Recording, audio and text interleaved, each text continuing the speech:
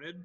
I want to welcome the Monogram winner class of 2020 to tonight's virtual onboarding session. Thought behind tonight's session, guys, is the spring slate was interrupted, and you guys certainly went through a lot, and that impacted the club's ability to connect with you in person over senior week and commencement weekend, and really kind of communicate how the club can be a resource to you. So we wanted to take an hour, have some fun with this in this new virtual world that we're living in, to educate you a little bit, but also have this be interactive and hear from you on how we can support you and be a resource for you now and certainly through your entire undergraduate journey, post-undergraduate journey. My name is Matt Weldy. I'm fortunate to serve as Executive Director of the Monogram Club, and as I scan the screen, I've had a chance to spend some time with a lot of you. I'm looking forward to doing that same thing with the entire group over the course of the next few years. With us tonight, we have, in addition to your classmates, we have the Monogram Club staff and our board of directors. Our board of directors is essentially our leadership team who helps guide us and strategize on how we can be that resource and that conduit back to your programs, to the athletic department, and serve in any areas where you might need that support. So you guys are certainly in tune with it, but there's still a lot going on campus as students returned, and essentially your former teammates are going through tonight, a lot of what you guys went through in that second week of March. So I say that just to encourage you to reach out to your teammates, your former teammates, and uplift them any way you can. They're working hard to kind of stay together on campus, and we're certainly hopeful for some positive trends over these next couple weeks. Tonight's about you. Really two goals tonight. It's to humanize the Monogram Club and help you understand how we can be here to serve you. I should have said 3 goals because we're going to have some fun with this too, especially given the lineup of speakers that are going to share some remarks with you tonight. One thing I'll say before we get into it is the chat function. I think you guys are pretty hip to this now. Feel free to throw in the chat your email contact. At a minimum, we want to have that so we can keep you in the loop on unique access and opportunities for you in the short term and in the long term. Be sure to mute yourself while the speakers are presenting. And also in the top right, there's an ability to go from speaker view to gallery view. We'd encourage you to go to speaker view just to get a good shot of each of our guests tonight, each of our board members. So with that, let's get into it. Let's get started. And I encourage you to make this interactive. If you have questions, throw those in the chat. Feel free to unmute yourself and ask questions as we're transitioning through the different segments of tonight. You'll also notice the agenda for tonight. If you don't have that handy, that'll be loaded into the chat area as well. So with that, I'm going to kick it over to our Monogram Club president, our fearless leader, 1982 and 83 grad, swimming Monogram winner, currently serves as CEO for Dentsply Sirona. Don, the show's yours. Gee, thanks, Matt, and welcome, class of 2020. It's amazing. So when you're as old as, and I see Missy Conboy on the gallery as well. When you're as old as Missy and I, you think you've seen it all.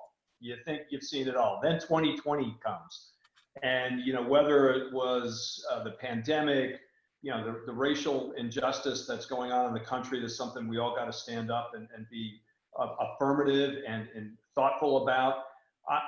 I'm not sure locusts aren't going to come out of the sky next, because it's just been such a crazy year. When you have these kind of years, and particularly in your circumstances, guys, you were just minding your own business, looking forward to the greatest week of Notre Dame history, which is senior week, and finishing out your schedule and just going to have a ball. And that is one of the special times of Notre Dame. And now you're kind of in one of the strangest job markets in the world, where if you have a job, you actually don't go to any place. You kind of go to your living room. And if you don't have a job, you don't even know who to talk to get a job, because everyone isn't in their office. And, in these times of just dramatic uncertainty, you always say that your family is the one thing you can count on. I think we're all blessed here at Notre Dame because we have two families. We have our family, and we have our Notre Dame family. And now that you've kind of entered a new phase of life where, it's great to go back to campus. It's great to identify that you're a recently graduated student, but you're all starting your life now. And one of the things that we can be helpful about is to be that family, provide that guidance, provide perspective, and hopefully all of you are going to be successful and you can pay it back to the kids who are going to graduate in 20 years. But I think you'll find from all our board members and a lot of our speakers today, the Monogram Club is a resource for you. We'd like to be your front door back into the university. We think we have an opportunity to help, again, provide a lot of guidance about careers. By the way, when I was 22, 23, I had no idea what I wanted to do. When I'm I just turned 60. I'm 60, I have no idea what I want to do. So you're not alone. We're here to help. I guarantee there's somebody on this call that you could look to as a mentor that's going to help guide you through and go through that. But one of the great traditions that goes on in from the Monogram Club to the athletic community is the fourth quarter farewell, which is when we get everybody together for that one last time to acknowledge the tremendous accomplishments you've had as a student athlete at Notre Dame. And we always have a great tradition there where we lift a glass. So I'm glad to see all the board members being pure and either drinking coffee or water. I'm gonna go out on a limb. I'm gonna have a Michelob Ultra.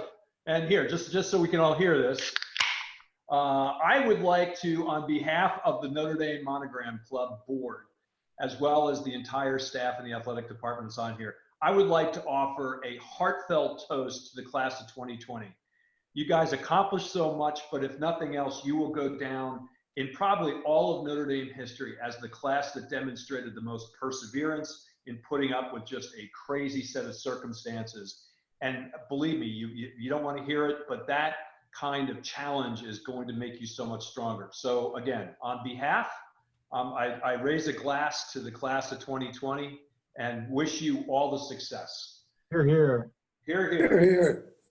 And then I'd love to turn it over to our first speaker, who needs no introduction. If you don't know him, Ryan Harris is a Super Bowl champion.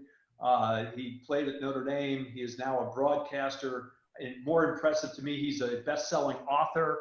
He's also really become one of the beacons in the NFL to talk about how to manage your finances, and just an all-around terrific person. It's a pleasure to have him on our board. Ryan Harris, take it away. And again, guys, cheers. You know what, guys? Don, I think Ryan might have got caught up. He's going to be a little bit late, so we're gonna just jump around the agenda a little bit. So we are going to put our vice president of the Monogram Club on the hot seat here. We have with us, guys, Kate Markgraf. Kate is a 98 grad and a women's soccer Monogram winner. Was part of the national championship team in 1995. Went on to enjoy an extremely successful professional career, winning 2 gold medals in 2004 and 2008. She currently serves as the general manager, the first ever general manager of the U.S. women's national team. Prior to that, as an analyst for ESPN. And Kate, we've been engaging you in a lot of these types of forums, and you give great advice and perspective, and we're excited to have you tonight. Well, thank you so much, Matt, and thank you, the Monogram Club staff, for putting this together, as well as my fellow board members that I get to see. It's like Mike and Dick and everybody that's on here. It's a pleasure to see you guys always. I can talk to you a little bit. I was asked to talk to you about the transition from sport into life, and I can say that I was probably the most underprepared student athlete to graduate from college, and I probably can say that everyone feels that way, whether or not they're a student athlete or not. I had never rented a car on my own. I had never booked an airplane ticket. I had never done all these things that usually people by the age of 34 have done. And even by 34, I still was in the same spot I was in terms of my responsibilities that I had to the outside world, which was none. My responsibilities before the age of 34 were to my spouse, to my children, which is a lot, but I never had to do any of the real adulting things that you're faced with right now. And at 34 is when I actually felt like I became an adult. And that meant that I finally started doing everything on my own. And it's a very daunting task. I didn't know what I wanted to be when I grew up, which at 34 and 3 kids, you would think I would view myself as grown up. So my big part is moving forward. I was able to face things that I had never experienced before because I constantly sought things that made me uncomfortable. And as much as I enjoyed and seeked joy from comfort, I would always go out and push myself into something that made me feel uncomfortable, because that was the only thing that worked for me when I was a student athlete, and why I ended up getting to the heights that I did professionally in my pro career. But following that skill and that ability to be brave, even though I didn't know the outcome, that translated into success after my first career of being a professional athlete. Went to graduate school, did television, and then now I'm the general manager and head of women's soccer for the United States. And what I've realized is every single skill I learned at Notre Dame, I now utilize. But I didn't know that I had that skill until I had an environment and circumstance in which to utilize it. And I find now I rely back on those skills I learned at 19 and 20, trying to manage class loads, get up from my 6 a.m. spring workout, because the only time Loftus was available, and I know that there's many more facilities now. And then go to practice, then get on another weightlifting thing, then go to the dining hall and try to cram and study while actually having some social connection time. So as a Monogram board member, what I found when I turned 34, they were the vehicle to help me become a professional and to become an adult. I surrounded myself with people that from different generations, different skill set, different interests, that inspired me that it was going to be okay.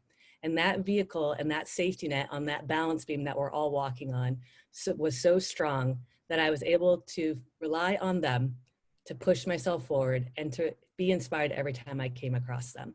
So although that I might have the same interests that you do, or that any of us do, we all walk and come from a different environment.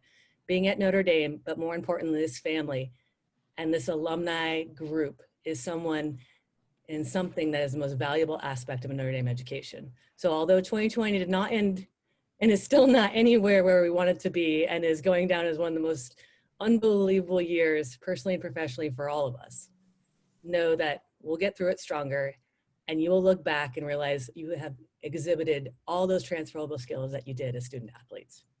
So Matt, I'm not sure who you want me to throw this to. And I like that you know the TV lingo, and being adaptable and flexible. You're doing an excellent job as a producer, by the way. It could be your second job. Hey Kate, could we actually ask you a question, because your career is fascinating. Oh no. So literally, how did you wind up making a jump where you were, you've had 5 careers in the when you really get down to it, but you go from professional soccer player to a student, then to broadcaster, now a business executive. I mean, you're running a multi-million-dollar multinational thing. How did you, just sitting there minding your own business, going to school, pursuing a PhD, wind up in broadcasting? Did you pursue it? How did you think about preparing yourselves for those kind of situations? I think the most important thing is just being comfortable and walking through that door when someone asks you to do something. At Notre Dame, I would always be asked and I'd be interviewed. And I remember my freshman year, I had scored a goal that put us in the finals of the NCAA finals. And I had stage fright, and James Biddick, who's on this call, heard me say it before, but I had a speech impediment as a little kid and a lisp and a stutter. And I still have the lisp. You can hear it when I'm nervous. And I talk very fast, which you know. And they asked me what it was like to score that goal. And I go, And sure enough, Chicago Tribune said, basically like Kate Sobrero, eloquent response. So to think 4 years later, after 4 years of media training at Notre Dame, I would become a television person, I would say you're crazy. But again, it's because someone asked, and I didn't let myself put boundaries on myself of what I could and couldn't do. I let someone else decide whether or not that was good enough. And for the most part, I've definitely failed since then, but for the most part, just doing that gets me inside the door, and then I can figure it out, just like we all did when we played sports, how to be successful. And Kate, so we're talking to a bunch of people that may have been, on one track, and now with the pandemic, totally thrown for a loop. I mean, if you were going to give 2 sentences of advice for people who are kind of in limbo a little bit. Like I thought I was going to do this, and COVID changed that. I mean, how would you sum up a philosophy about, you know, moving forward and trying to take advantage of circumstances? Yeah, I actually make this as a lot like an injury when you played. You can't do what you wanted to do. You can't be around who you wanted to be around. And you have no idea if you're ever going to get back to the life that you had. That's very much like an injury we had as an athlete. And a psychologist would tell you to focus on ways in which you're getting stronger. So use this time and this boredom, and boredom is actually an excellent motivator, to explore things that you find interesting. I'm using this time to learn more about data and how it informs sports, so data analytics. Because even though I was science business major, statistics was my worst class. So it's finding ways to distract yourself, not focus on where you're currently at and why everything's going wrong. Focus on the areas in which you can grow. And then when everything does get back to normal, a new normal, you'll now have different skills that are not just compensatory, but additive. And therefore now you've expanded your capacity at a time where some people are maybe not doing things that are building their skill set. I think we all failed statistics, Kate. To be honest, that's been really blotted off my entire transcript. But not Marty, I'll tell you that. I bet you Marty did. That's probably right. Back to you, Matt. Awesome, thank you, Kate. So we'll kind of on a similar topic. The next one is kickstarting your career, and we have a couple of our board members to speak on that. The first one I'll kick it off to is Derrick Mayes. Derrick is a 96 grad, a 4-time Monogram winner as a wide receiver for the Fighting Irish. He's an All-American and a team captain during his senior year. Enjoyed a 5-year career in the NFL, won a Super Bowl ring his rookie year. That's all Green Bay had to do was draft this guy, and then everything kind of lined up right. Derrick's currently out in LA working as vice president for IMG Communications, has been a key player for us in kind of developing strategy. And actually, this was his idea back in April when we were talking about how can we replicate that fourth quarter farewell, that engagement, that onboarding, and Derrick brought this idea to the table. So thanks to you, Derrick, and appreciate you being with us. Well, number one, thank you, Matt, and it's great to see everyone. I will say this: I didn't anticipate, Matt, us having to do it under the current format, right, or under the current conditions. So I think in the end, you all who are just now taking on this new life and career, I applaud you for your resiliency.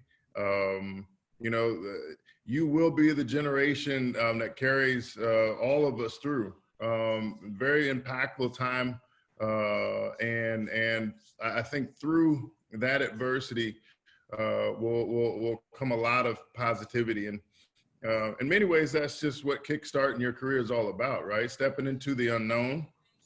For me, I think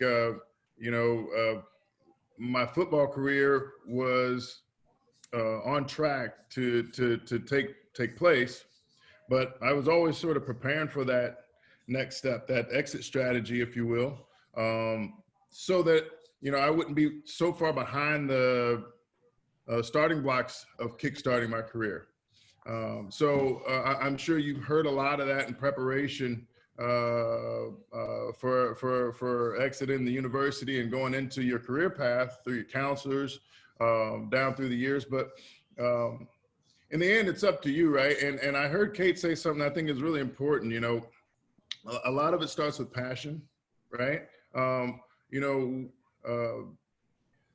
Time, talent, treasure, to be able to look within and understand what it is that gets you up every morning, puts a smile on your face, puts a song in your heart. I think those are the things that are really critical now more than ever.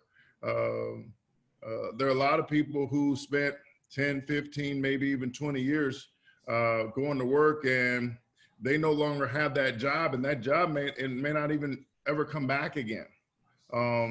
And so you would hope that that time that was spent was fulfilling other parts other than just your pocketbook. I think that's what this all comes down to, particularly for my Notre Dame family. One thing that Matt didn't tell you, and I'm a living, breathing example of it. through this COVID crisis, some positive did come out of it. I'm now a founding member of Play Like a Champion Capital Investment Group. Both myself, my old business partner, Paul Berrettini, Brian Veith, a Notre Dame 03 grad, Rick Meyer, a Notre Dame 92 grad, and Kevin Keys are all 5 partners of Play Like a Champion Capital. We own part of Play Like a Champion trademark now with Coach Holtz. And we own a couple of other properties within the Play Like a Champion, including part of Rick Meyer's Mirror Wine product. So we've been able to do a lot of cool things that, together, more importantly than anything, we share such a kindred spirit between the 5 of us. So to be able to go forth and pursue some of the cool things in life, that I think is what's in store for all of you. It may take some steps, though. I think that's the one thing that most young people don't like to dwell on, but like I tell my son, you got to be in love with the steps. I can, for every one cool victory like the Play Like a Champion Capital Group, I can name you 5 other things that may not have went so well, but they were steps in my career path. And the first step is truly the hardest step, because oftentimes it's into the unknown. So when it comes to kickstarting your career, I think it's important to approach it with a very optimistic and passionate vision with what it is that you want to spend your time with, what it is that you have talent with, and what you treasure, right? I think that's another way to really look at it. What is it that you treasure, right? And being able to put all that together into a nice Vitamix and come up with something really cool. You may have to work for some folks for a while, and it may not necessarily be the thing that you ultimately want to do, but that's a step, right? It's a necessary step for a lot of us. I've been lucky enough to truly only be employed once or twice, and that was with the Green Bay Packers, with the Seattle Seahawks. I was fortunate enough to make my choosing when I sold my company to IMG to work for them for a while, but to be able to have that spirit to go out and see what's under this rock and see what makes it work, and do it with people who you know and you trust and you love. I think that's what a life fulfilled is all about, and I represent that wholeheartedly. I'd love for Takashi to jump in. He has a very much entrepreneurial spirit myself, just like myself, and that I certainly can appreciate and honor. Takashi, what's your take when it comes to those first steps and jumpstarting your career? Oh, thanks, Derek. So my name's Takashi. I was tennis 2010. I've been in about 7 different jobs and 6 different industries since graduating. So, I think in terms of kickstarting your career, right? I think, Derek and Kate and Don really touched on a lot of things, but I think really about being curious with what you're doing, or even if it's something that you don't want to do, being curious, always trying to learn, understanding like you can apply anything that you learn in any industry to another industry as well. So like I've been in footwear, furniture, golf. I'm now in boxing, bags, and RV and marine industry. And there's so many things that like overlap, and you can apply from a process standpoint, from a design standpoint, from all of that. So it's like, how do you pick and choose, right? Like even when you're training, training's changed so much from your sport, like when Derek, probably when you were in college to when I was there, and even today it's totally different, but you can take and apply some of that stuff all over the place, right? So I think just that adaptability, that curiosity, and knowing that, in one direction, like as long as you're taking one step forward or one step in any direction, that always can be the planting foot or pivoting foot, so you can take another step towards your end goal, right? So it's like, how do you look at it in terms of what's your day-to-day training, how that leads to winning a match or a game here and there, and then how that leads you to a championship, which, maybe 10, 20, 30 years down the road, and how you really build that up.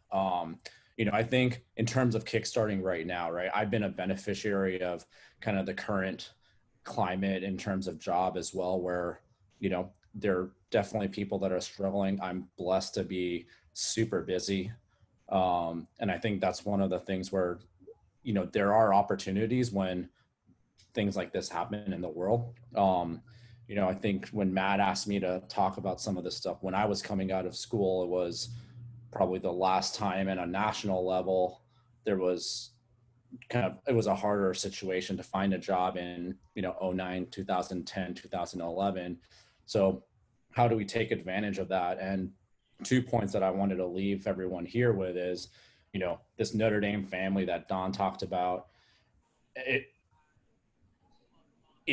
we're here for your benefit. Like, we're here to help. There's so many people willing and able to help out day in and day out, and staying connected, having conversations.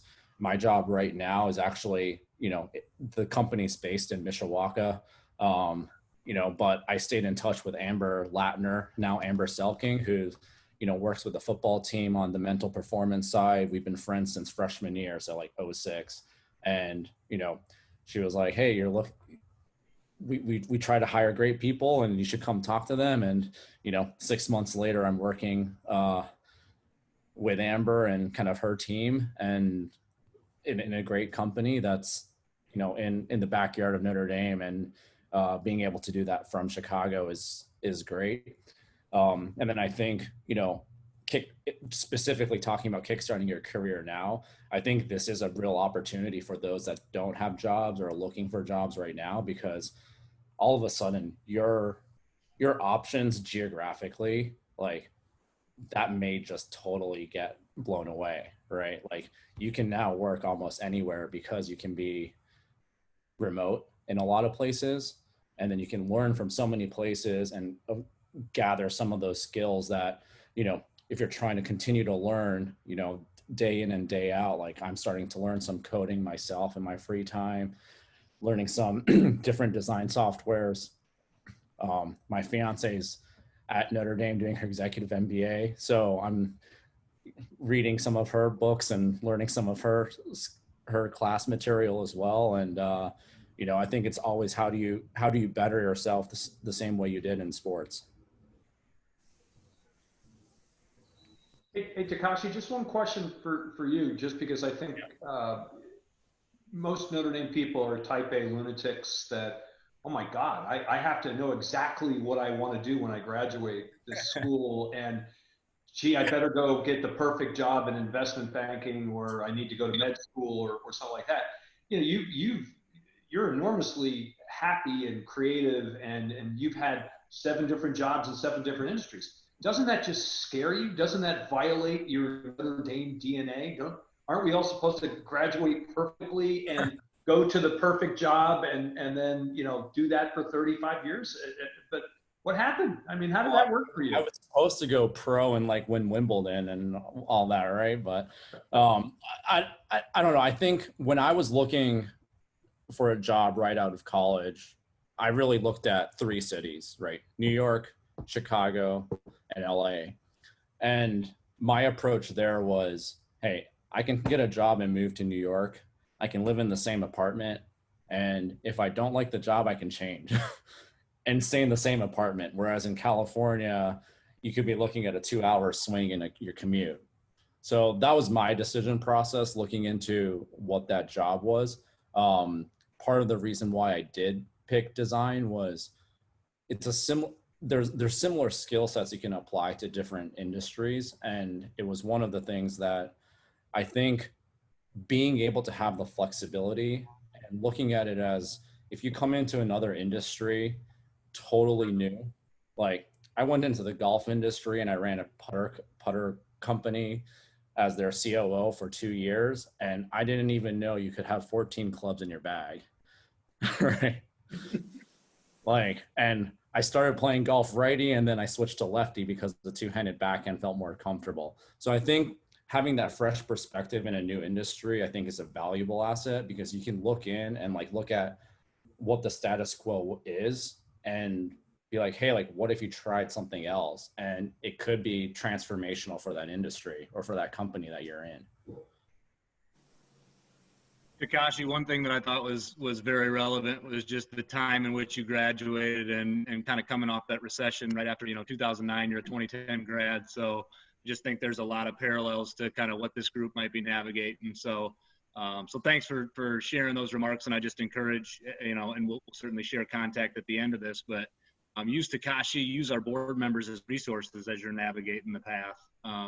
They've been there, they've been in your shoes, they know what that's like. So just encourage you to tap into Takashi's experience and that of the entire board. So Takashi has been a key player in the Monogram Career Network, and you guys have probably heard of that. Maybe you've tapped into that during your undergraduate years, but he's been instrumental in that space, and a key partner on campus through that lens is James Biddick. James, you've likely sat down with him at some point, maybe even recently. But James works for the Center for Career Development. He is the Student Athlete Career Development Program Manager and focused on career for all of our 750 student athletes, and it still remains a resource for you, and was generous enough to take some time out of his evening tonight. He's here with us. So James, I'll kick it over to you. Awesome. Thanks, Weldy. No, it's my privilege to be here. It's good to see everybody. Many familiar faces on here, so that's awesome. So the first thing I would say is that I'm here to help, not just now if you are looking for a job, but in 1 year, 2 years, 3 years time. If you're having a crisis at work and you're thinking, what have I done? I want to change direction, then I'm still here. You're gone but not forgotten. So that 440 certainly rings true in terms of that. So not just now, but in the future, I'm here, and that echoes a lot of what we've heard from tonight as well. People are always there to help and support you guys. Some of the information I'll talk to today, and I'm only going to talk for about 1.5 minutes, 2 minutes. You guys would have probably received an email from the Center for Career Development. So after this, you can Control F and try and find that in your email box to see the resources we've sent you. But a couple of the most important things I've just hit send on the chat are some job search resources during COVID that are quite helpful for those that are still looking for positions. And then also more of a general resource, career support for recent graduates as well. So one other thing, I've added my email and beside my name on my picture here. So if you're not familiar with what my email is, then have a look at that as well. But those are a couple of useful resources that we've probably already sent out.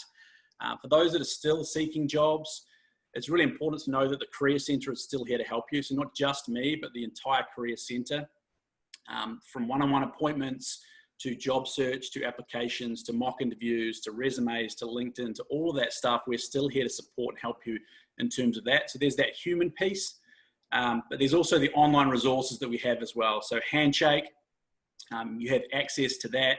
You have actually access to the career fair that's coming up on the 16th of September and all the ancillary events around that. So if you want to talk more about that, please get in touch with me. Career Shift, Big Interview, which allows you to practice your interviews. There's a whole bunch of online resources. I won't go into detail, but the people piece and then also the resources there to help you as well.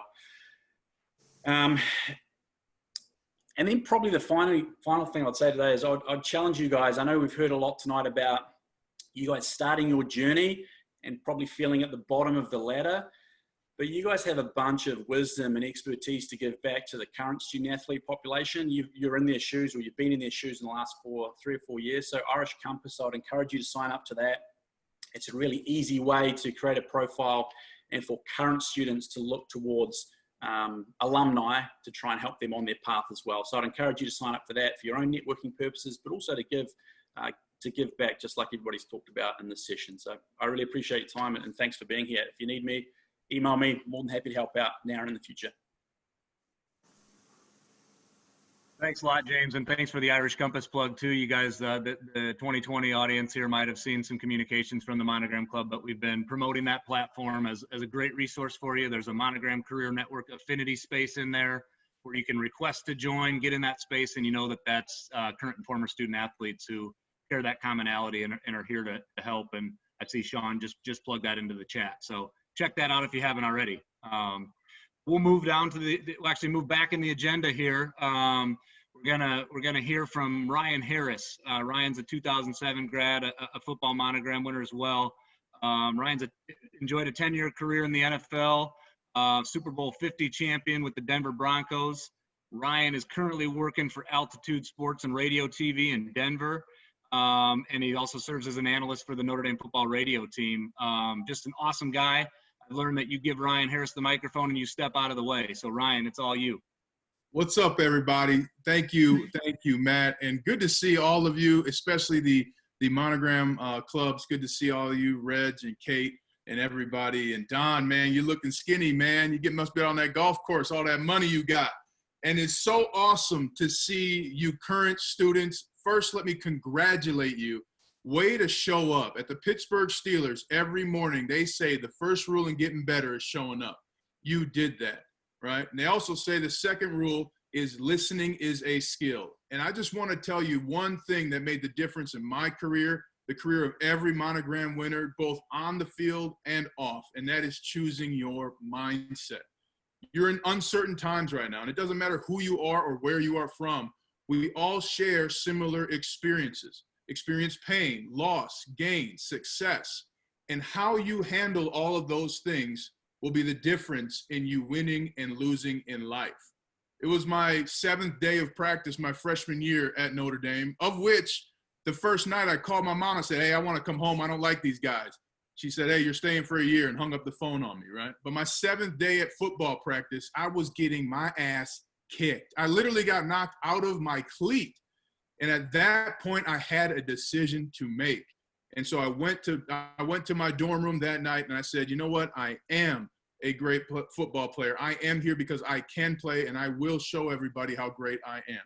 And that's what your mindset consists of. 3 simple beliefs. I am, I can, I will. Belief. It is with your mindset that even in failure, you can find gratitude. Now, choosing your mindset is not easy. Nothing in life ever is. That's why you're at Notre Dame. But it's something you can do. And let's start with the words I am. When you speak the words I am, you immediately place yourself in the present, right?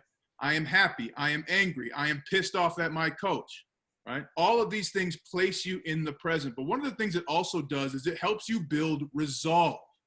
I am a Muslim. And if I were to resign myself to what other people thought Muslims were, I would not be sitting here with you today.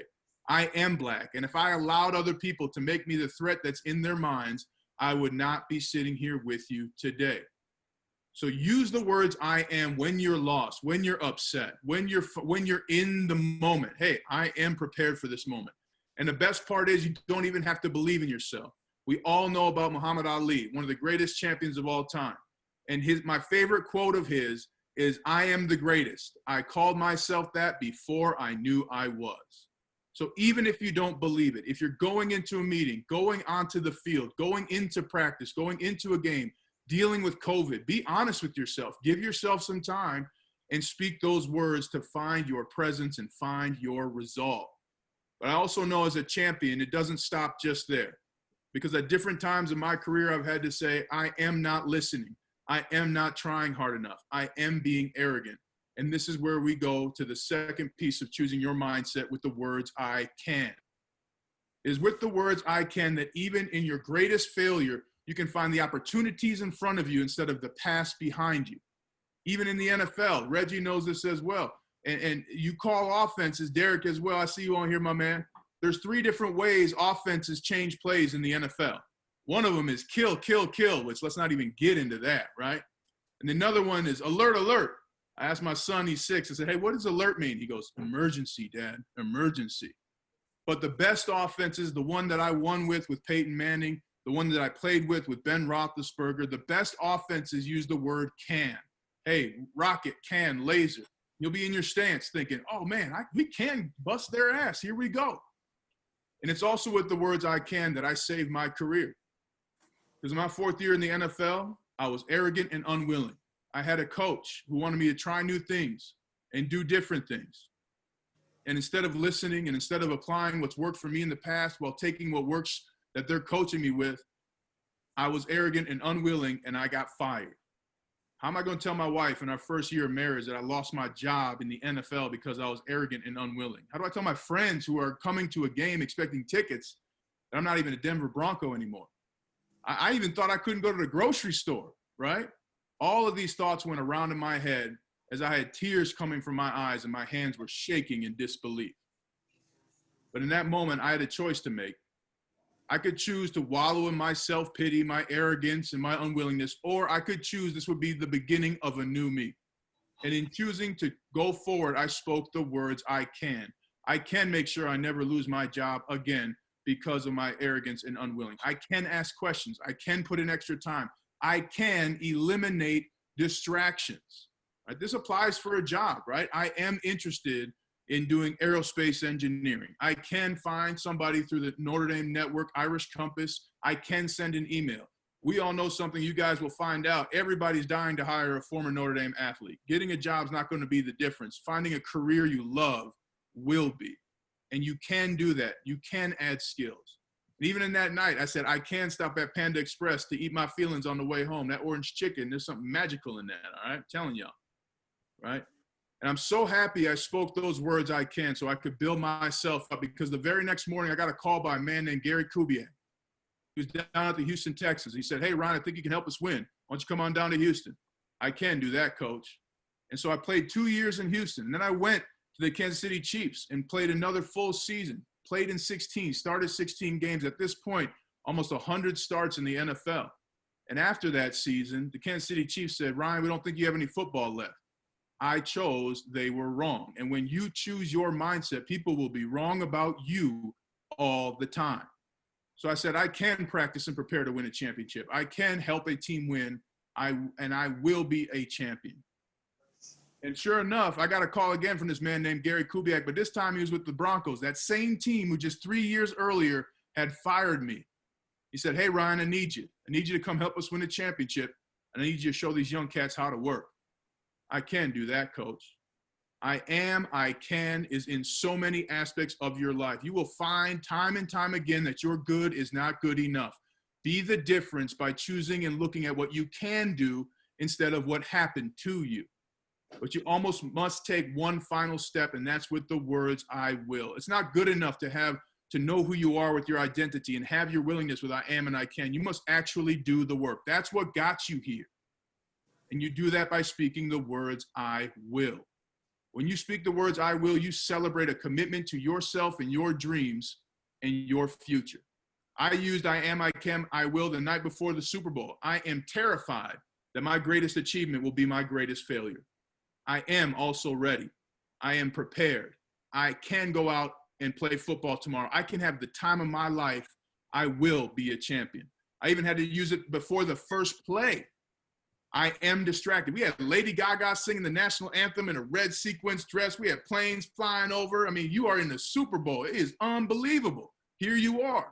I am distracted. I can take a breath. I will run the play that's being played, right? Do all of these things. I chose my mindset at each and every point. And you can choose your mindset no matter what is happening in your life. I use it as a parent. I've used it as a Notre Dame graduate. Even in the NFL, I took an internship with CSU's athletic department. I said, I am interested in helping athletes succeed. I got there and I said, I cannot do this work. I will find something else to do. There's benefits in the knowledge you gain no matter what happens. The difference between you and your future is your mindset. There are 1,600 players in the NFL this year, and only 53 will call themselves champions. And it's because they choose a mindset that overcomes any and every obstacle they face, whether it's right now in coronavirus, on campus, in your sport, problems with your coach, problem with your team. Choose your mindset and change your world. Thank you for being here. Thank you for making it. And we are all a resource for you all the time. I'm going to send y'all my email right here in the chat. If you need anything, don't hesitate to reach out. And one last piece of advice, don't tell people, hey, I need a job. That doesn't work for people like Don and myself and Reggie and Derrick and Sean and Matt. Now, if you come to somebody and you say, hey, I'm really interested in being in broadcasting, Ryan, do you have any ideas in which I could connect with somebody? That's a totally different story. Don is the Don because he is a Don, right? And if you go to him, you say, Don, I'm really interested in insurance. I'd like to live in Cincinnati. Do you know anybody who you can maybe introduce me to? And you better get used to working for free like you're doing right now, because you're going to have to do that for a couple of years when you're digging for your diamonds, for your championships in your life. Thank you and congratulations. Go Irish. And Ryan, can you buy your book that has a mindset of a champion? And where could we buy that? Hey, you know what? If y'all want to email me, we'll have to check with compliance. Reggie, you might know, but if you want to shoot me an email, I can send you a copy of Mindset for Mastery, or you can check it out online on Amazon. And also you can check out ryanharris68.com, see what I'm up to, and see how I can help you. I'm a resource, and I'm happy to be on this board because so many of the board members you see on this call right now have been the difference in my life, that y'all know who you are. And I couldn't be prouder. And we are a different breed, Notre Dame athletes. We chose the tough path to come to Notre Dame. Believe in what led you here. Choose your mindset and kick some ass. Ryan, I see it in the chat. You got people fired up. People have goosebumps.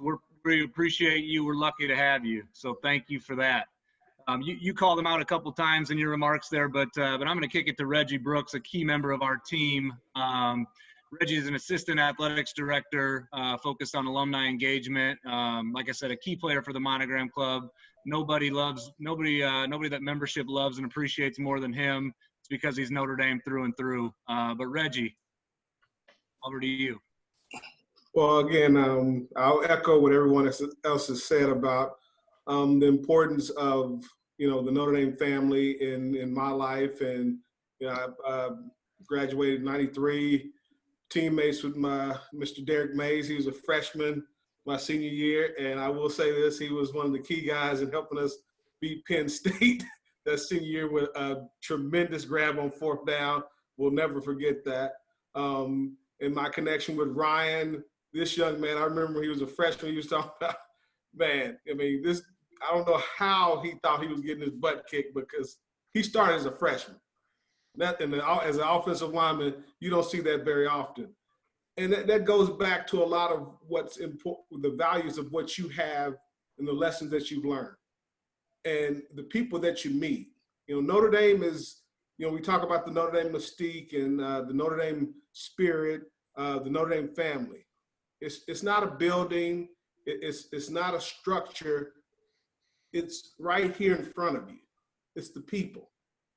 That was the thing that really resonated with me, both when I came on my recruiting visit. My brother was my host. I literally saw him one time, and then he disappeared on me. He got the host money. I didn't see him again for the rest of my recruiting visit. I remember getting lost on campus, and his crew kind of helped me to get where I needed to go. And this man had no vested interest in me having any success, because again, I wasn't a student there. And he took time out of his day to help me. And that's what we're here to do for you. We're going to take time out to help you. But as Ryan said, you have to reach out. You have to, extend yourself. And I know it's not easy. It's not easy for any of us to extend yourself beyond your comfort zone.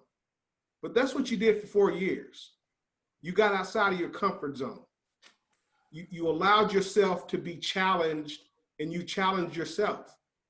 Don't think that that's not something that you carry forward with you in life. Because I know that was something I didn't grasp early on. I got the opportunity to play in the NFL, but never really believed that I belonged there because, again, it was just a game. Life is not a game. Life is going to kick you in the face, slap you around, but you got to make a choice. When you had that tough day at practice, when you had that tough day in the classroom, did you just say, okay, hey, well, yeah, I can't do this and just pack it in? Suck it up. That's what we're in right now. This is the coronavirus. Yeah. Are you going to who's going to win? Something my coach always told me, Coach Holtz always said, win. What's important now? You're being challenged. And again, I'm going to tell you, like I said, I don't know if I could handle it like you guys have handled it. Because again, when I was 18, 19, 20, 22 years old, made some questionable decisions. But, you pick yourself up and you learn from this. Learn from the people around you. And someone, again, that, and she was mentioned before, but an individual, I think we we don't value enough. She is a wealth of knowledge in the sports industry. She is one of the most compassionate people I've ever met, one of the smartest women I've ever come across, and one of the most powerful women in college athletics, and one of the most humble people you're going to want to meet. But Missy Conboy has been a monster in the game. Do not lose track of the value that is in the athletic department that's around you every day, and you never took advantage of it. I know I didn't. And so this, to me, it's about sharing of yourself. Take the time to be vulnerable, open up, share who you are, so people get to know you. And demand that people value you for you. Don't pretend to be somebody that you're not. Take stock of who you are, believe in yourself, trust in yourself, and share yourself. Be open, be honest, be forthcoming, be the compassionate people that you were called to be as being a student athlete at Notre Dame. So I commend you guys for what you're doing. And I hope a few folks on here I've talked to, you can call me anytime. My wife gets upset at me because I'll answer the phone. If somebody calling from the West Coast, I'm gonna pick up the phone because it means that much. And everybody else that's on this call, board members, it means that much. Your success means that much to us, just like it means it to you. So I thank you, I congratulate you, and just know we're here for you. Thanks, Reggie. We appreciate you, and I can confirm that no call ever goes to Reggie's voicemail. Whether it's in the middle of a meeting, he's driving, middle of dinner, he's going to answer. And that goes for everybody on this call, staff and board alike. So you see the theme is tap into this network, these powerful folks, these influential folks who are willing to help you out. We're going to keep moving through the agenda.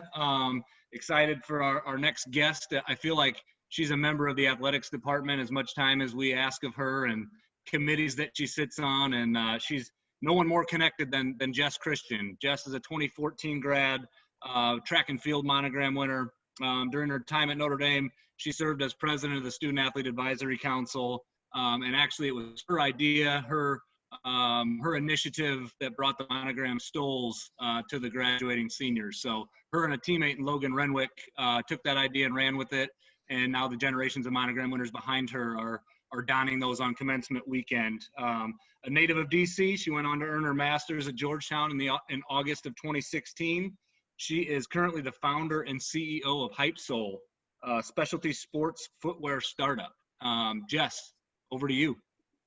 Hello. Yeah, it's so good to see everybody. I can't believe I have to come after Ryan and Reggie. That is ridiculous. I'm going to try to tread water here, but I'm glad to be here with you guys. Glad to be here with the class of 2020. I'm going to shine a little bit of light on engagement and maintaining that connection with the club. Obviously, as Matt said, I am tapped in as many different ways as I possibly can be. And I feel like I have been that person since I graduated in 2014. I have, classmates in and around the years of 2014, before and after, who contact me and are always looking for, information on how I was able to stay involved. And so to shine a little bit of light on that for you guys, and listening to what a couple of the other board members and staff members have said, it's interesting. There's some key components. Number one, ground zero is the board and staff and getting to know us. If you're interested in something, I don't want to echo it too much. I know time is valuable here, but if you're interested in something, the cool thing about the board is that we're constantly bringing on new people, rolling off new people. So there's always a wealth of knowledge and a diversity of knowledge in terms of industry and skill set. And, you could reach out to us now after you've graduated, before, all of that stuff. It doesn't matter if you did it before or not. We're always available. It doesn't matter if you stop by, you know, the staff office before you graduated or not. You know, stop by when you come back, email us, contact us on LinkedIn, hit us up. Like, we are always available. And particularly, I think it was Ryan who said it, you know, one thing that I think is really interesting, just as an aside, is if you've got an interest, your best shot at reaching out to us and getting, you know, real feedback and real assistance. And that's not to say that we won't try to help you either way, but your best shot is if you really think about, you know, how we can be of use to you, particularly in our industry or whatever it may be, come to us with some sort of ask. And the more targeted, the better the result is going to be. So that's something to just keep in mind in terms of engagement. So that's ground zero. And then there's two other things that I think, you know, you should factor into staying engaged, you know, with the club and with the university. Number one, the people that you know and that you got to know at the university. You know your coaches, you know your sport administrators, you know people within athletics and outside of athletics. So stay involved and connected with those people. If you're coming back to campus for a weekend for football, it has nothing to do with anything related to, you know, people working at the university, just hit someone up and just say, hey, can I stop by your office and do that check-in and stay involved with people, because you'll have a 2-minute conversation with somebody and they'll be refreshed on what you're doing in your life, and they'll be refreshed on how they can help you achieve, you know, what you're trying to do. I'll never forget, you know, I'm always involved and engaged with people, you know, at the university. And this sort of ties into the next thing, you know, people you know, and then people that you don't know. Even though you've graduated, you can still reach out to people, right? So when I was at, you know, when I was at ND, I was super involved in student welfare and development. And I knew everybody in that office and everybody in athletics, and I was all over the place. But when you graduate, you know, things change. People leave the university, new people come into those positions. And I've made it a point since graduating to go back into those offices. You know, when I was there, Allie Stanton was working in student welfare and development. Most of you guys probably never met her, which is tragic. She was awesome. But, you know, Claire came in. There were a number of other people that have come and gone, you know, within that office. And I made it a point to come back and meet Claire. And it's as simple. I think we blow it up and make it a little bit more complicated than it has to be in our minds, and are maybe a little bit intimidated, but it's literally as simple as emailing somebody or just stopping by the office and saying, hey, I used to be, you know, a student athlete here. I graduated in XYZ. I just wanted to like stay in the loop. And then, you know, people at the university, and you're continuing that, you know, that engagement with the university. And that allows you to gain so much in terms of, you know, people knowing that if they're looking for an alum to stay involved or to be a part of something, oh, well, you know, Jess was just on campus last week. I heard what she was doing, yada, yada, yada. And those are the ways in which you stay involved in your on committees and your on boards and things like that. So, you know, I encourage you guys to reach out to new people at the university. If you are interested in something that we're doing in terms of, you know, whether it's new content on the site. Obviously it's a crazy time for us now. So we're much more in the content space than in the, you know, the physical event space. But if you're interested in something, just reach out to us and say, what is this? How can I get involved? It's really that simple, and it will serve you so much to be tapped in with what we've got going on. So I will stop it there. If you guys have any questions or you want to contact me, reach out to me, hit me up on LinkedIn. I'm always a resource.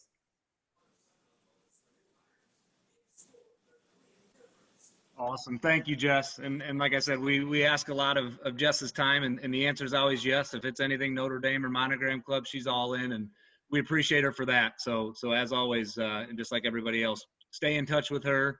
Jess, if you want to throw your contact info in the chat, please do that. But we'll follow up and make sure you guys have everybody's contact info. We're on that same topic, staying connected, staying engaged. I know we're close to time here, but I want to introduce Sydney Kuhn. Sydney is a 2018 grad, volleyball Monogram winner, currently working for the university here, assistant director of alumni and parent giving, focused on our Rockney Athletics Fund, and really helping us as a club think about new initiatives and strategies of connecting with our younger alums. And you guys are that freshest, that newest class. So she's instrumental. She's been awesome to work with. I'm glad she's with us tonight. So Sydney, I'll kick it to you. Thanks, Matt. I'm going to piggyback off of what Jess said, but I first want to say what a studly group of speakers we have tonight. I'm honored to just be in this lineup. But kind of following up on what Matt said, I now work with William and the Rockne Fund. But I will be the first to say, like, as a student athlete, I had no idea what the Rockne Athletics Fund was or what it did or kind of why it's important. And that's something we're like actively trying to change. So kind of generally what the Rockne Athletics Fund is the thing that helps financially provide for all university athletics. For example, first and foremost, I wouldn't have even been at Notre Dame if it wasn't for the Rockne Fund. This fund like helps pay for student athlete scholarships, which is really unique and uncommon and something special that Notre Dame does. Other examples are, for instance, sitting in the Normatex on the bus, or the game readies in the training room, or that literal bus or airplane that you take to your games. Those are all things that the Rockne Fund helps provide. Other examples, I was able to study abroad in South Africa and Morocco and be completely immersed in another culture, which everyone knows you learn so much more that way. That's thanks to the Rockne Fund. The tutoring sessions I most definitely needed in statistics to get through Notre Dame, Rockne helped provide. The therapy sessions, because being a Notre Dame student athlete is stressful, that's thanks to Rockne. Basically all kind of the behind the scene things that are necessary for you and me and those who come after us to succeed is things that the Rockne Athletic Fund helps provide. So I encourage that when you're thinking about ways you can stay connected, I encourage you to think about like what your experience at Notre Dame would have been like without the few things I mentioned above and a million other things that make up being a Notre Dame student athlete.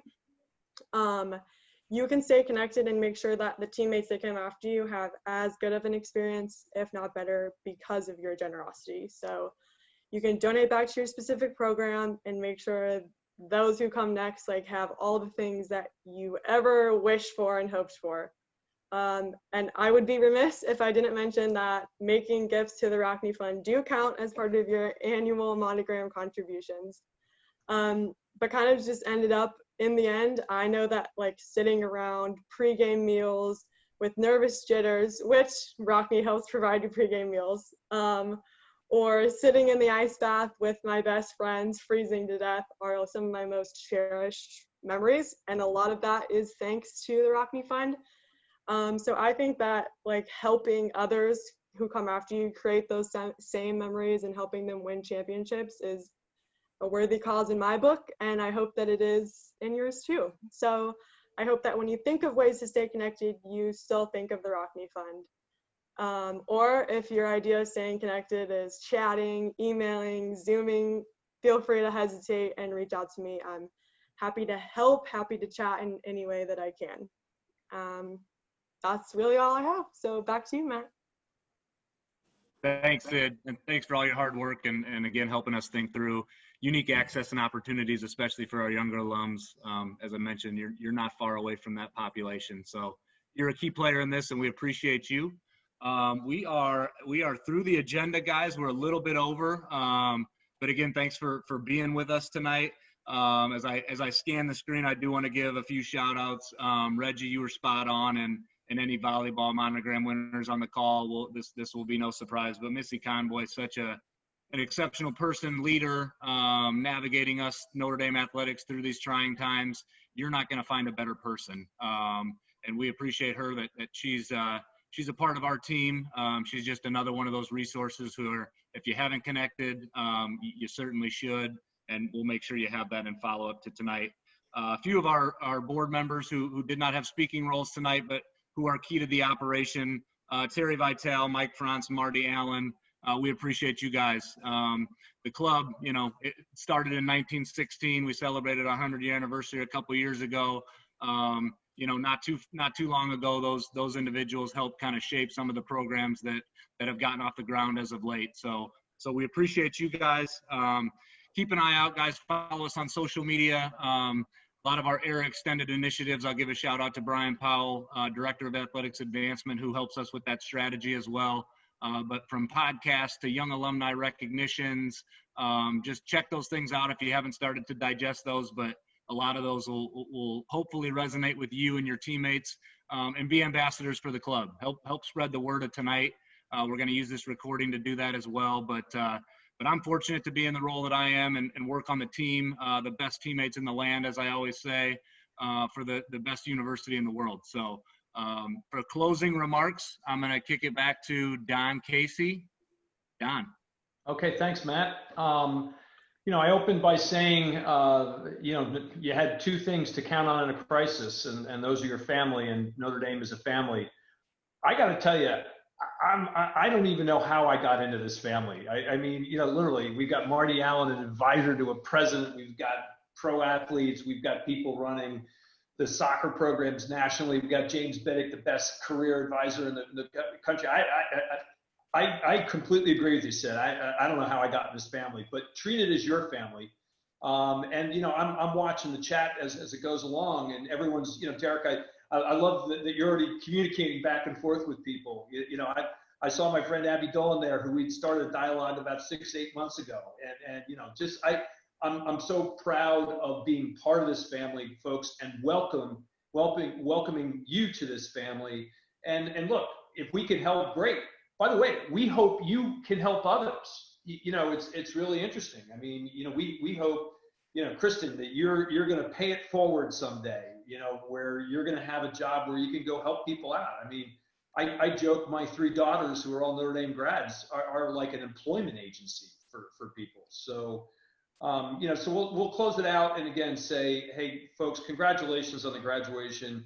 While it wasn't as official as you would like, please know that you have a family here that's so proud of you and so grateful that you joined us for a little bit of time. And we're still willing to help, and we hope you do it as well. And we'll sign it off. If we could, all right, if everyone could go off mute, and we'll do 1, 2, 3, go Irish, and to close it out. All right, so everybody take it off mute. It's going to blow up, but all right, come on, everyone off mute. 1, 2, 3, go Irish.